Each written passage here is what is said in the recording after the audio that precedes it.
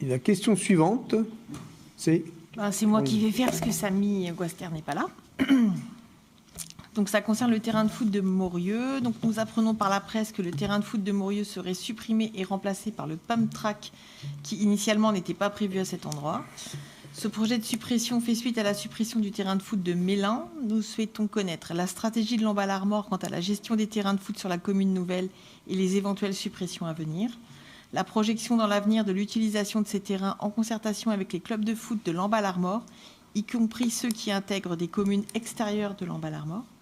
L'utilisation de ces terrains par des clubs d'autres communes et les besoins des autres sports collectifs demandeurs d'un terrain enherbé, notamment le rugby. Voilà. Et merci. Je vais de nouveau passer la parole à Nathalie, en charge vous vouliez me faire travailler, c'est ça. Non, c'est bien de grouper les questions comme ça. Ouais. Un seul élu à chaque fois. Voilà. Alors, il est bien question effectivement de stratégie en matière de terrain de foot.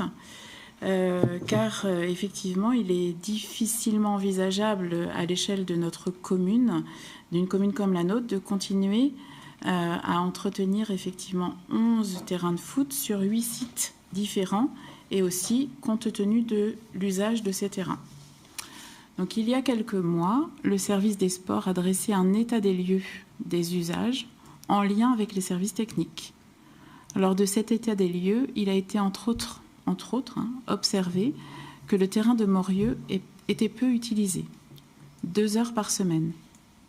Mais, vous l'imaginez bien, avec un coût d'entretien identique aux autres terrains.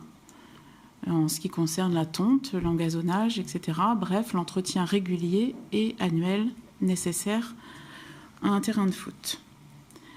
Suite à l'ensemble des constats de l'étude faite par les services, une proposition de stratégie de développement en trois pôles structurants a été esquissée. Pôle structurant, donc Lamballe, Marouet, Planguenoil, pour lesquels nous pourrons garantir un bon niveau d'investissement, répondre au confort des usagers, aux normes de sécurité et aux normes fédérales. Cette stratégie a été présentée au club, au foot camp, puis à l'ensemble des clubs de notre territoire, et enfin en commission des sports.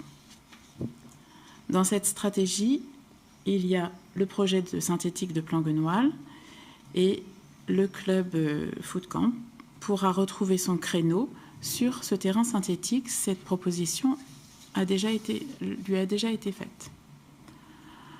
Parallèlement à cette réflexion sur la stratégie de développement, nous avons eu des demandes de Morivin, notamment par le biais de la commission participative, mais pas uniquement, d'avoir ou de réfléchir à une idée, à un projet de pump track.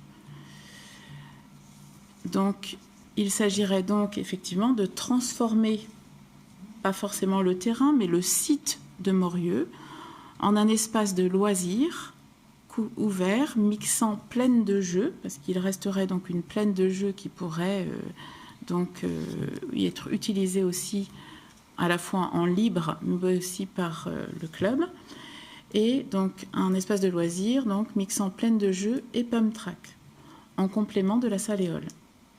Donc ce serait effectivement transformer, adapter l'usage en développant une autre offre de service vis-à-vis de nos concitoyens. Et une offre de service qui est demandée, qui a été demandée. Je ne sais pas si j'ai répondu ou si les collègues veulent aussi compléter. Pierrick, compléter. Non, ça a été bien résumé par Nathalie.